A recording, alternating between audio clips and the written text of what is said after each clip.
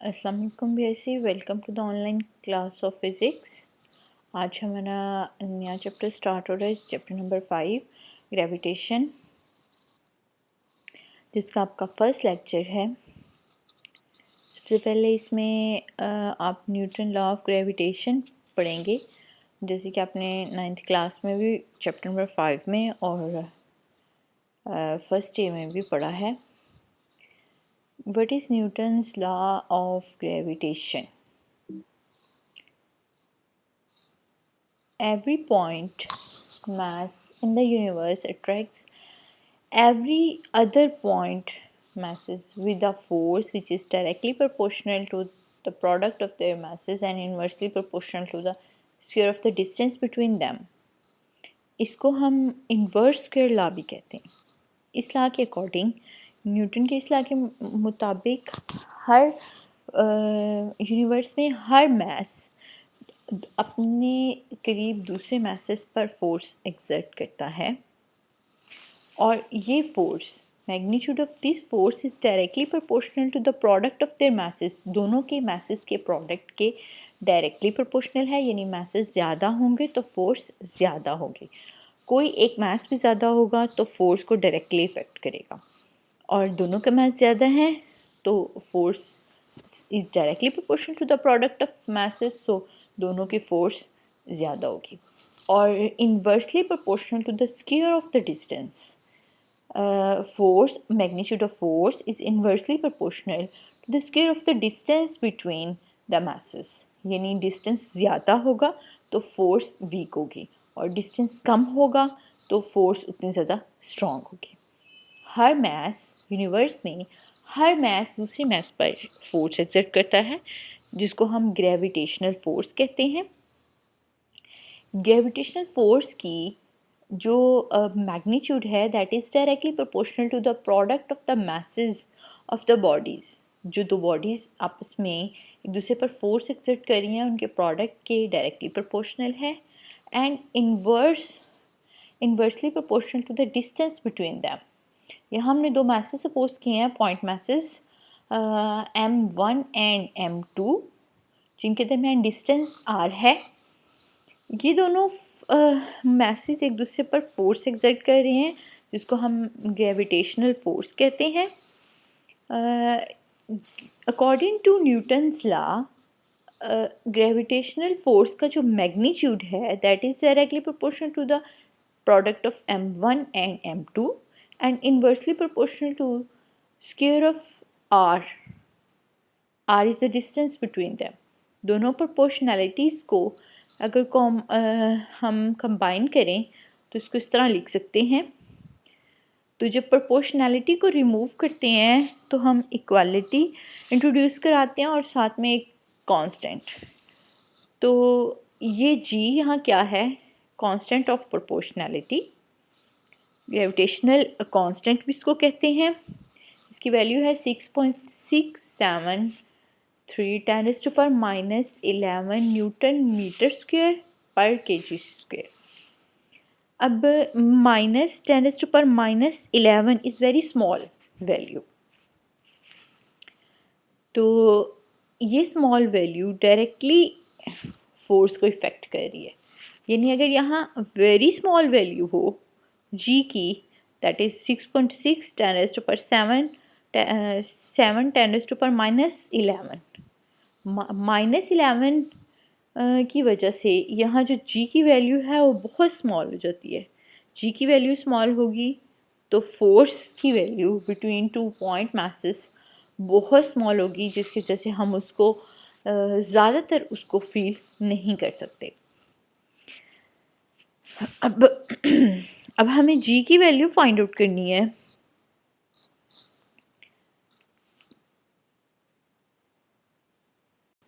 जी, तो जी की value find out करने के लिए हम यहाँ एक एक्सपेरिमेंट करेंगे जिसका नाम है Cavendish experiment, to find the value of ji.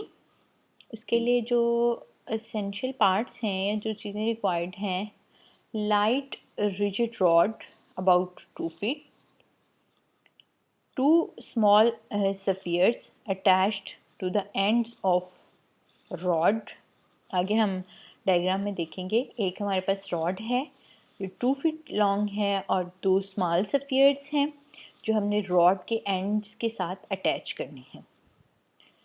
Next है आपके पास सस्पेंशन वायर, और रॉड के मिड से ये वायर अटैच करेंगे और एक स्पोर्ट के साथ ऊपर दूसरा एंड इसका अटैच करेंगे। 2 लार्ज लेड सफियर्स, दो उनकी निस्बत बड़े सफियर होंगे, और लैंप स्केल अरेंजमेंट के बारे में आप चैप्टर नंबर 15 में सेकेंड ईयर में पढ़ चुके हैं। हम जहाँ एंगल फाइंड आउट करते हैं उसका रोटेशन का इन गैल्वानोमीटर, वहाँ हम लैंप स्केल अरेंजमेंट डिटेल से पढ़ चुके हैं। जब वो वायर में सस्पेंशन वायर में ट्विस्ट आता था तो उस ट्विस्ट के अकॉर्डिंगली आप लाइट जो है स्केल के ऊपर मूव करती है, लैंप से लाइट स्केल पर मूव करती है, और वो जितना मूव करती है उसको हम मेजर करते हैं, वो हमारे पास एंगल आ जाता है, एंगल ऑफ रोटेशन थीटा। ये आप चैप्टर नंबर 15 में सेकेंड ईयर में पढ़ चुके हैं। वहाँ हमने गैल्वानोमीटर में जो कॉइल अटैच की थी उसकी रोटेशन को मेजर करने के लिए एक स्केल और एक लैंप यूज़ किया था। Lamp is attach to the coil, और जब कॉइल रोटेट करती है तो उसके साथ लाइट का स्पॉट भी स्केल के ऊपर मूव करता है, और वो इनिशियल पोजीशन से फाइनल पोजीशन तक कितना मूव किया है ये फाइंड आउट करके हम angle of rotation find out करते हैं। तो आपके पास जो रिक्वायर्ड हैं वो यहाँ मिरर है, इसी सेटअप का हिस्सा। उसके बाद ये सस्पेंशन वायर है जिसका एक एंड हमने स्पोर्ट के साथ और दूसरा रॉड के साथ अटैच किया हुआ है सेंटर सी पर।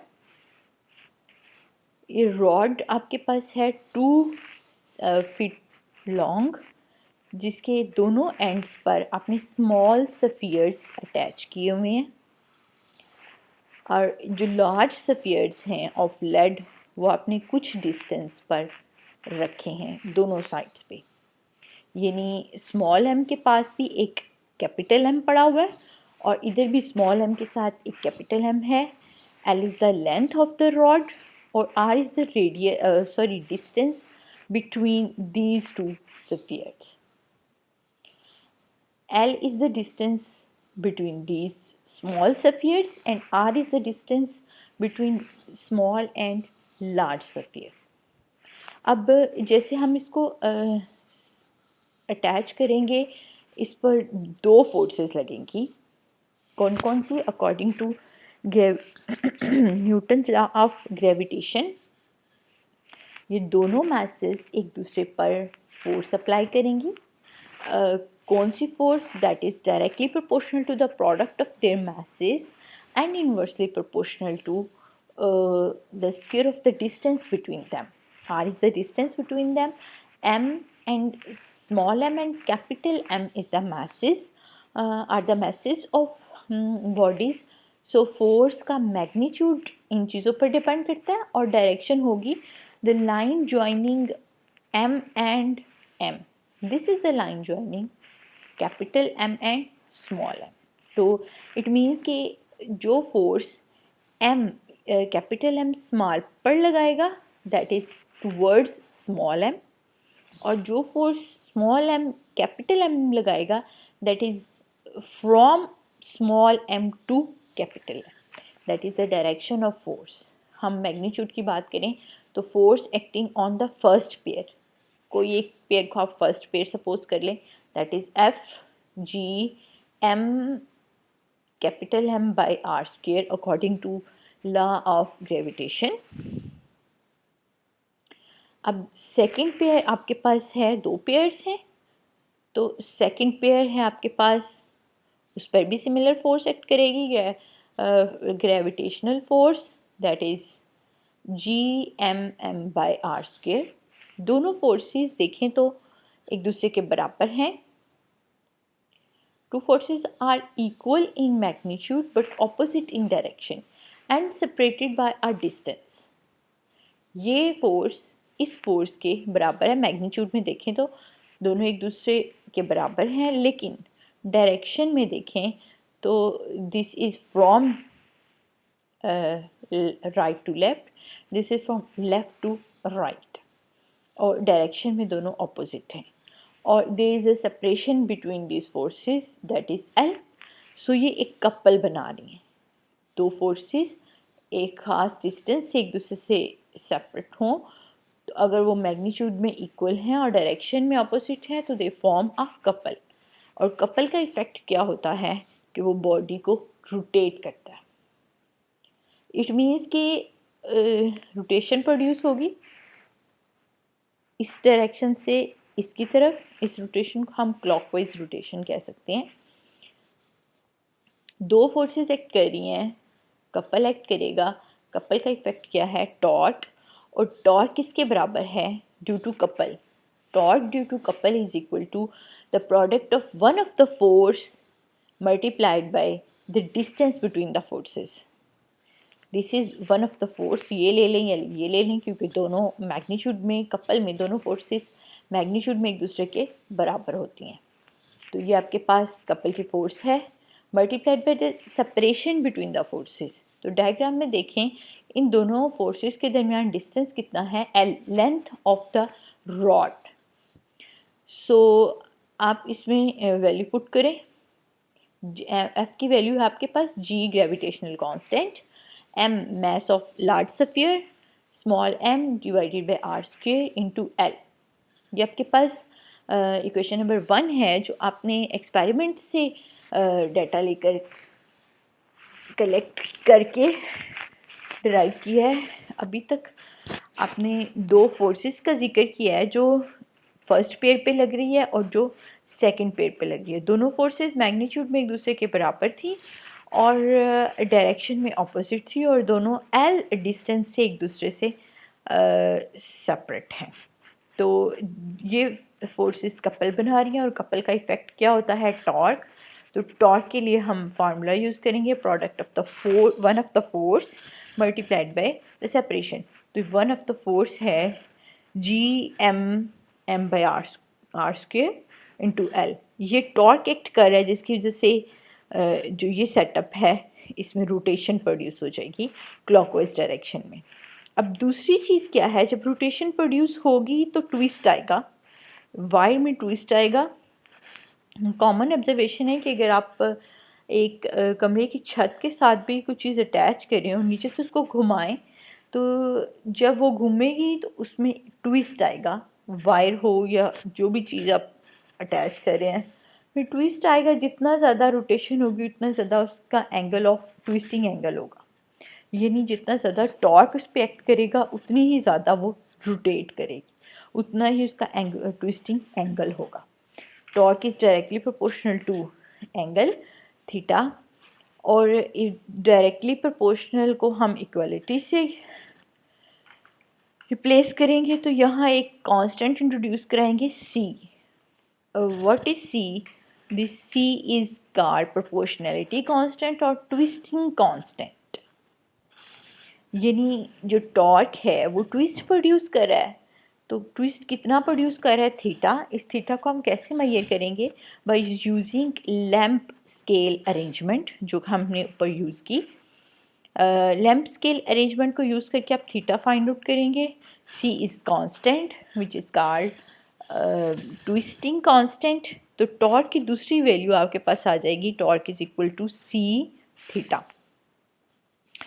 इक्वेशन नंबर 1 और 2 से आप दोनों को इक्वेट करें तो टॉर्क की वैल्यू ये भी है और ये भी है. यहाँ से आपने फाइंड आउट क्या करना है? Value of G, mass of spheres आपको पता है, masses of spheres, R distance between the spheres, length of rod आपको पता है, C is the constant, twisting constant, और थीटा आप कैसे मेजर करेंगे? लैम्प स्केल अरेंजमेंट से. G को इधर रहने दें, बाकी सारी चीज़ों को इधर ले आए. जो चीज़ें ऊपर मल्टीप्लाई हो रही हैं वो इधर डिवाइड होंगी और जो यहाँ डिवाइड हो रही हैं वो उधर मल्टीप्लाई होंगी।